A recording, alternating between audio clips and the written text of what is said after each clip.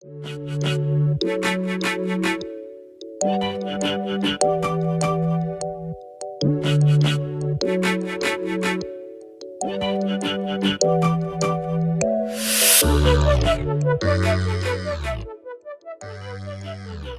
the X1 Carbon 3rd Gen is a fantastic budget laptop in 2019.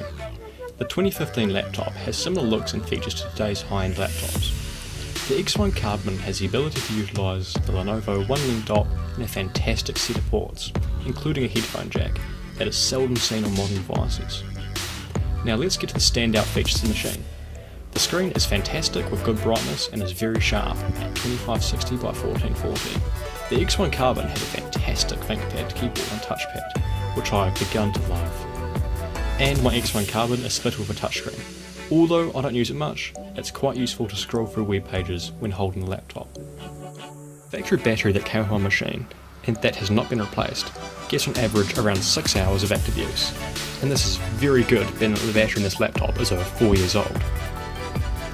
The hardware specs of this unit are an i5 5300U clocked at 2.3 GHz, 8 gigs of DDR3 RAM, and 500 gig SSD, but I've upgraded as the old 180 gig was not enough to be able to install the Adobe Suite and still have room for other data. The only disadvantage of the machine is that the CPU is not fast as new machines. This means it will take an extra few seconds to open programs or boot, but still overall is fine to do daily stuff such as Chrome browsing and coding. Overall, the $500 New Zealand that I paid for this machine that included the docking station was a fantastic investment in a machine that not only looks brand new, but can be used as a daily driver laptop. So this laptop, I give a 100% recommended if you can find a fantastic deal on it. This shows that you don't need to spend tons on a new laptop in 2019 to have a fantastic daily driver. It's time to pick for those all-important likes and subs.